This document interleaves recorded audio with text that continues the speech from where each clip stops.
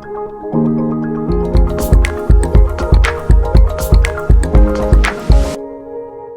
kan? Iya.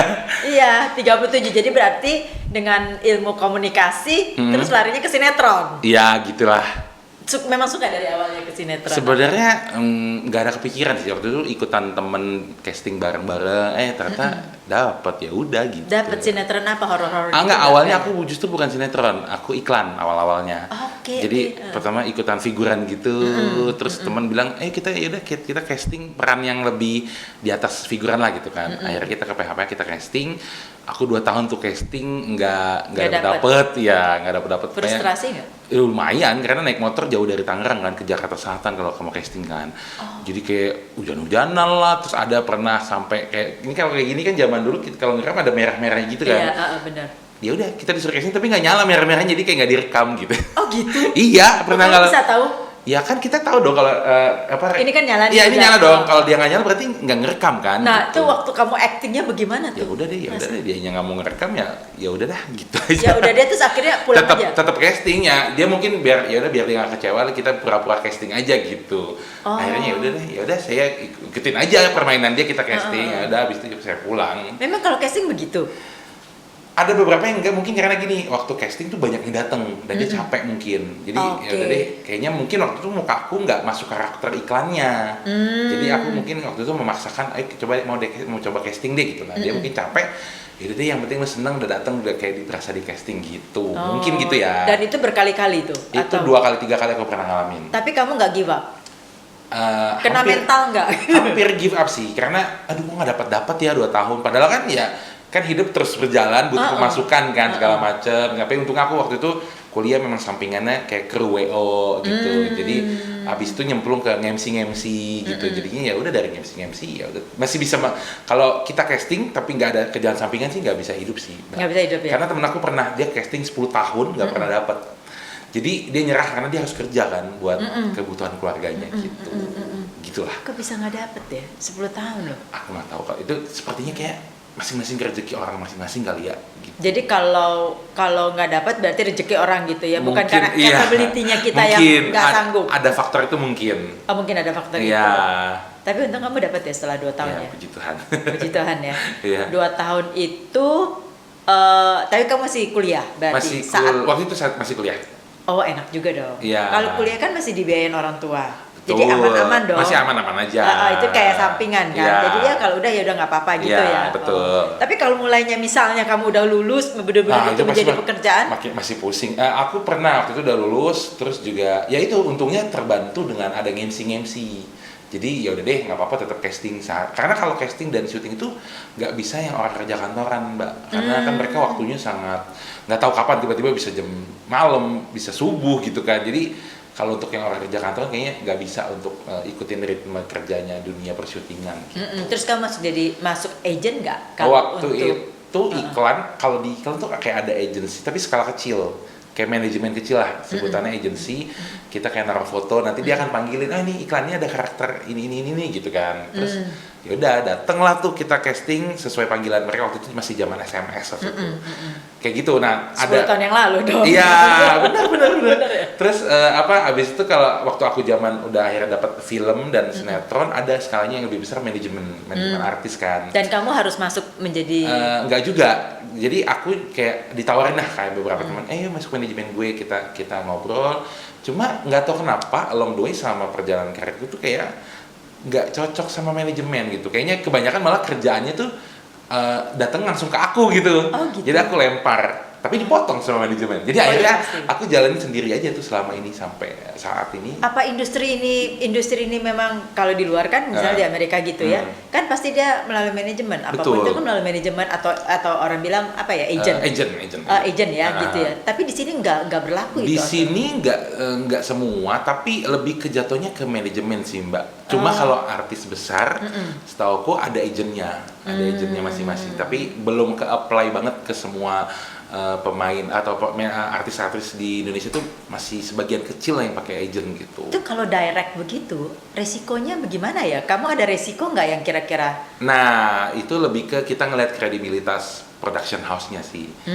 Sama si bagian casting directornya kan ngontek kita, wah ya udah ini kan orang lama lah gitu, terus juga memang udah capable di bidangnya, ya kita nggak meragukan segala macam. Dan plus kita juga ada kontrak segala macam kan, kita bisa baca oh project yang ini tuh cuma sampai sekian terus apa segala macam, batas waktunya kita bisa tahu gitu. Pernah nggak kejeblos gitu? Pernah sih. Pernah ya.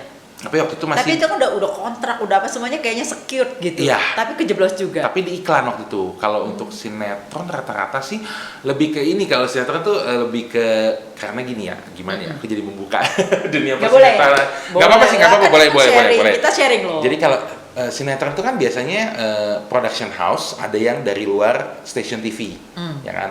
Ada station TV yang memang punya production house sendiri, in-house gitu kan. Nah, tapi mostly kalau production house yang luar pasti kan bayaran dari station dong. Nah kadang-kadang tuh sebenarnya secara kontrak ya kita kan dibayar setiap bulan gitu kayak gajian. Tapi pada kenyataannya memang ya apa namanya ya telat bayarnya, bisa 3 bulan 6 bulan. Dari si PH-nya atau dari si station? Nah itu yang aku nggak tahu. Kadang-kadang. Tapi kamu dapatnya dari si PH? Kalau kita sign-nya sama PH yang di luar itu dari PH. I see. Tapi ya mereka akan alasannya belum dibayar dari station gitu. Nah itu kita kan harusnya kalau mau kontrak kita bisa sue kan ibaratnya gitu kan. Cuma kalau di sini ya etikanya yaudah deh daripada ribet nanti kita malah di-cut kalau ribet gitu. Jadi kekeluargaan. Jadi yaudah deh kita tungguin. Tapi memang ada pernah satu station, aku nggak mau nyebut, yang bahkan sampai 1 tahun. Dan akhirnya beberapa pemain itu ada yang yaudah diikhlasin aja deh, mau nggak mau. Karena gimana ya?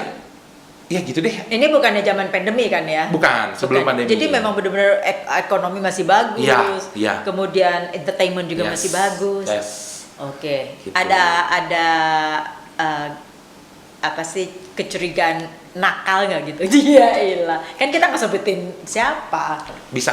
Karena jadi station itu kan banyak banget hierarkinya ya. Produser, eksekutif produser, finance. Jadi memang alur untuk menagihnya itu katanya memang panjang banget. Dan konon, aku pernah dengar juga katanya itu bisa jadi permainan mungkin produser atau eksekutif produsernya yang diputar dulu uangnya untuk produksian sinetron lain gitu. Atau ada juga permainan yang lain, aku juga nggak tahu. Cuma itu ada lah desas-desusnya gitu.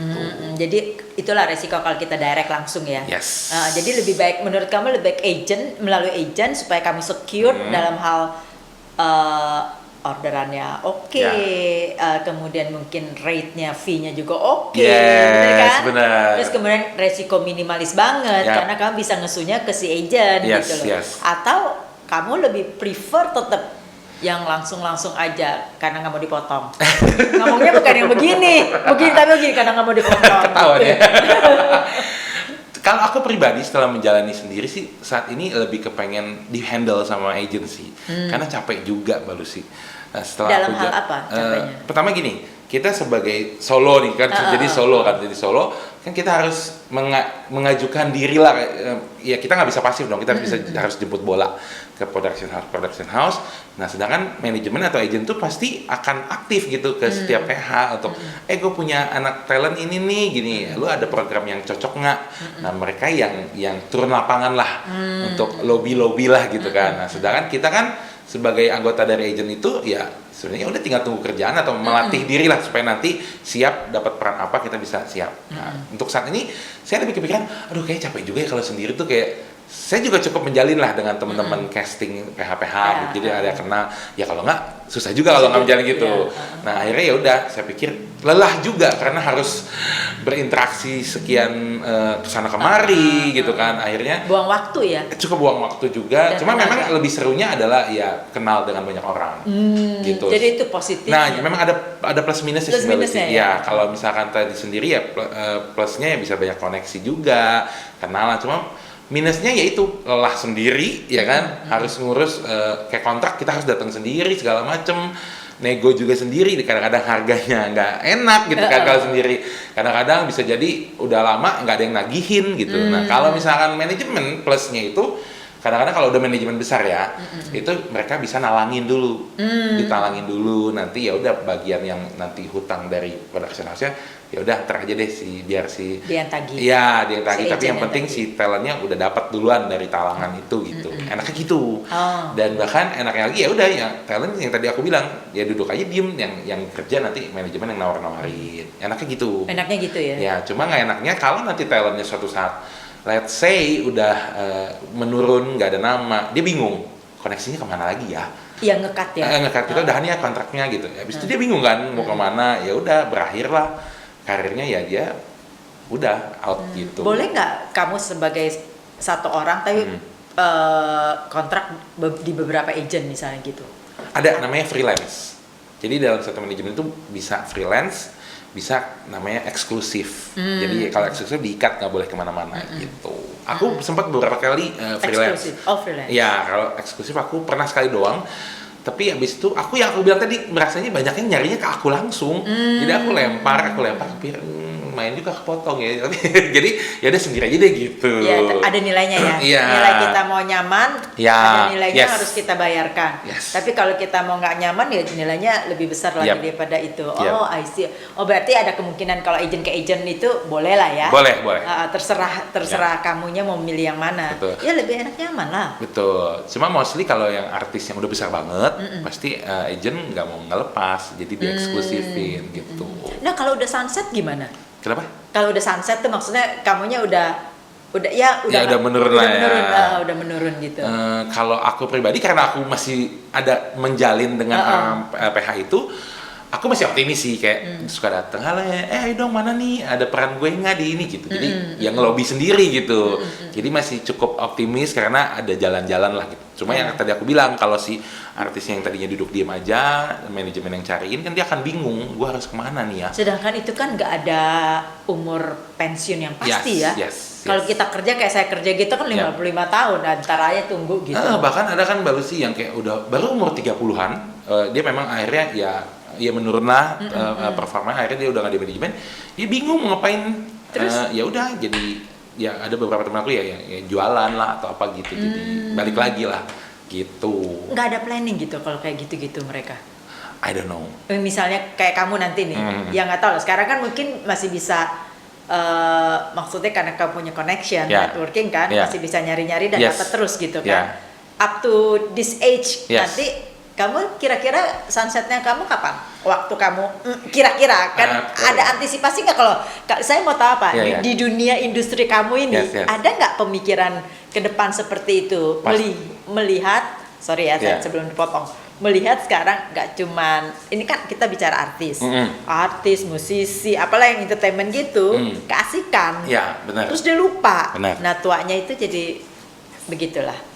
Itu yang jadi pemikiran saya juga kan. Udah banyak beberapa contoh artis yang lain sempat, jadi di saat ini memang udah di titik dimana khawatir juga ya nanti udah masa senja, ngapa-ngapain, nggak harus ngapain nih gitu kan, apalagi nanti proses aging kan yang membuat ini kan modal utama nih ya kan, bukan kan proses aging kita nggak bisa menghindari kan, suatu saat ya bisa nggak kepake lagi nih, kita mau ngapain ya. Nah itu yang saya pikirkan juga gitu, makanya sempat kepikiran ya untuk bikin usaha nanti gitu. Jadi udah cukup khawatir sih di titik ini. Di sekarang ini. Iya, sekarang ini di umur 37 ini ya. I don't know, 45 kan kadang-kadang kita nggak tahu di titik umur berapa muka udah berubah total gitu kan, ada yang kayak gitu ya. Kayak mungkin 45 atau 40 berapa kita nggak tahu, makanya kayaknya boleh deh bikin usaha nanti gitu. Nah, ini kan saya nggak tahu apakah ini inline dengan kamu punya background edukasi yang komunikasi kan? Ya, komunikasi. Nggak tahu ya, apakah itu inline atau ini sejalan dengan yang passion kamu yang sekarang ini kan, saya boleh bilang passion lah ya. Kalau itu kan akademika. Ya kan, kamu memilih komunikasi karena apa? Karena kamu suka komunikasi. Kalau itu lucu sih. Ya? Jadi waktu itu aku milih komunikasi karena waktu aku SMK kan, aku akuntansi dulu ya SMK. Nggak ada kepikiran kuliah, terus kemudian akuntansi pula SMK. Yes. Terus akhirnya paman mau biayain kuliah, ya udah deh kuliah gitu, dan aku bingung memilih apa ya, soalnya udah bosan banget sama hitung-hitungan akuntansi, matematika tuh udah nggak mau gitu, udah aduh nggak mau maunya yang gampang gitu kan. Akhirnya kepikiran ilmu komunikasi. Kasarnya kalau kita ngomong ya udah cuma modal omong doang ya kan, ya udah deh pasti kayaknya ujiannya juga nggak susah gitu. Ternyata ujiannya tetap ada statistik, hitung-hitungan.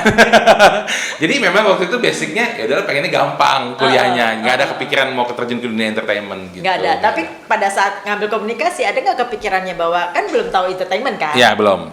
Karena gue mau jadi apa gitu loh.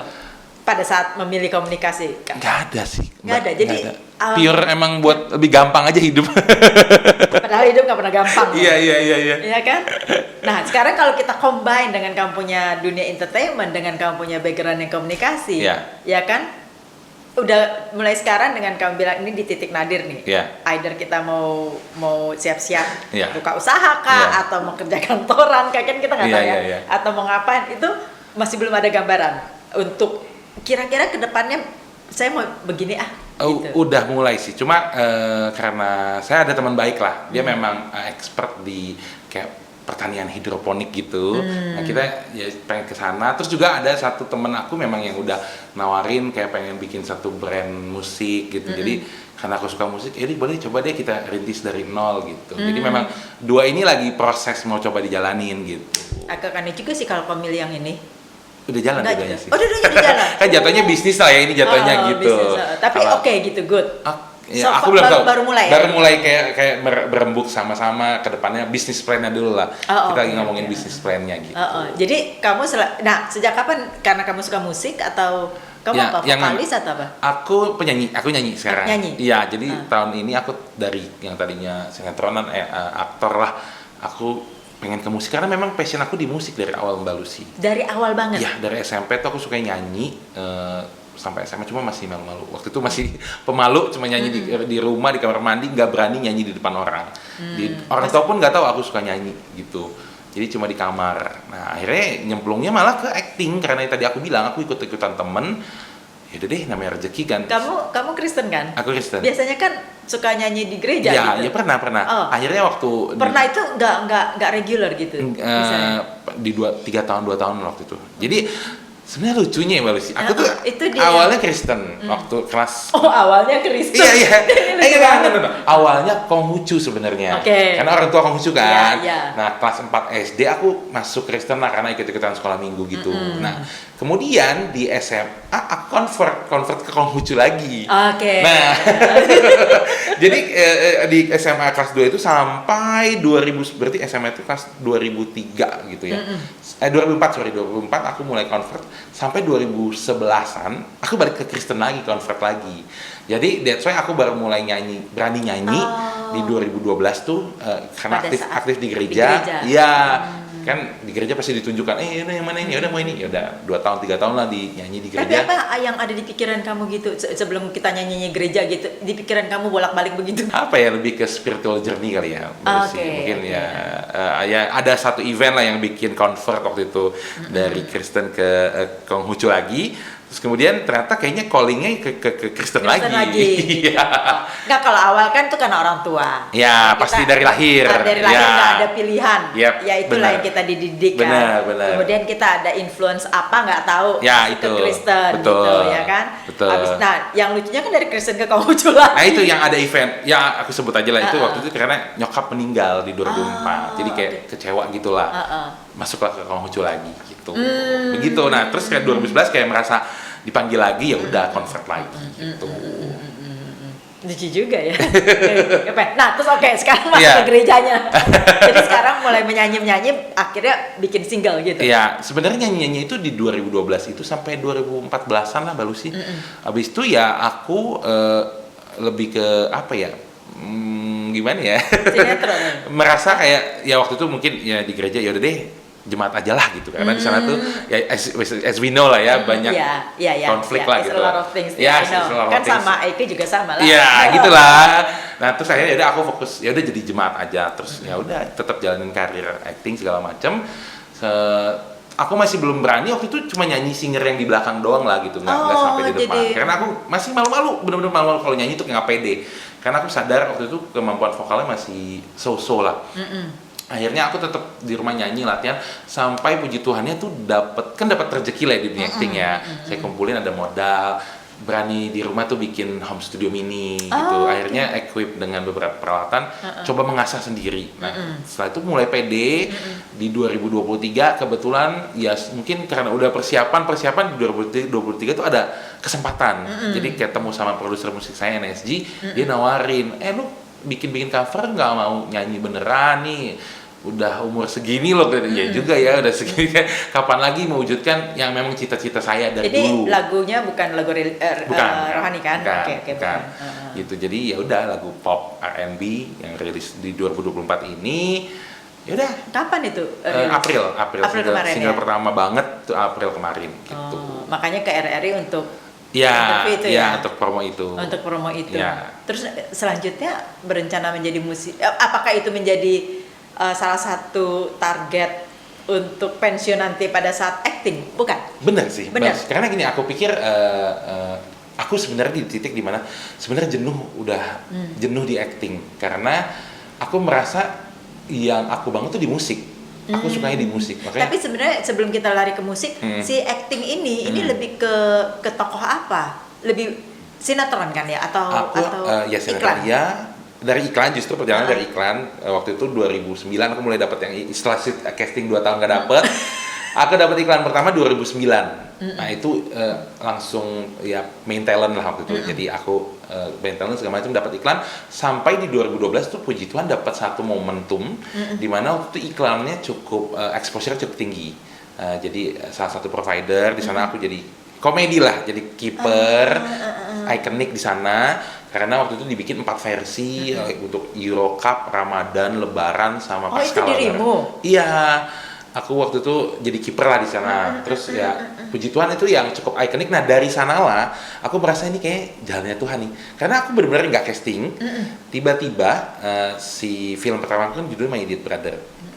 Jadi ini dari novel. Nah, penulis novel ini lagi mau mengangkat novel ini jadi film.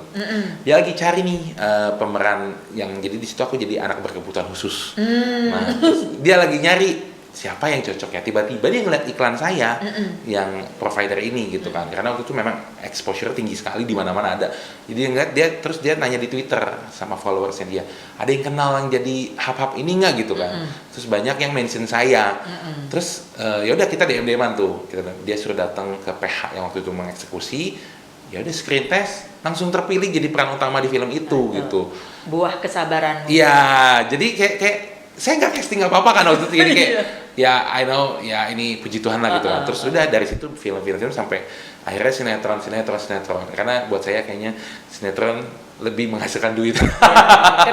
Kejar tayang. Yes, setiap hari itu selalu ada pundi-pundi. Iya kan, selalu kan. Sampai sekarang nggak kamu lakukan itu? Udah, justru aku kan stop di 2023 Januari karena mau ngejar pursue musik karir ini gitu. Karena aku cukup lelah di syuting itu sih, karena harus jam kerjanya seharian banget Mbak Lucy. 24 jam? Kadang-kadang, tapi ada beberapa yang enggak, cuma capek banget sih gitu. Dan lebih ke apa ya, kayak lebih ke gak bisa jadi diri sendiri kalau di acting tuh. Iya, karena kamu aku suka musik.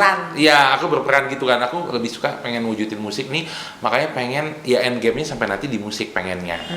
Cuma ternyata musik tidak semudah itu. Iya, tidak semudah itu memang. Iya, gitulah. Kita punya fasilitas juga tidak semudah itu. Iya.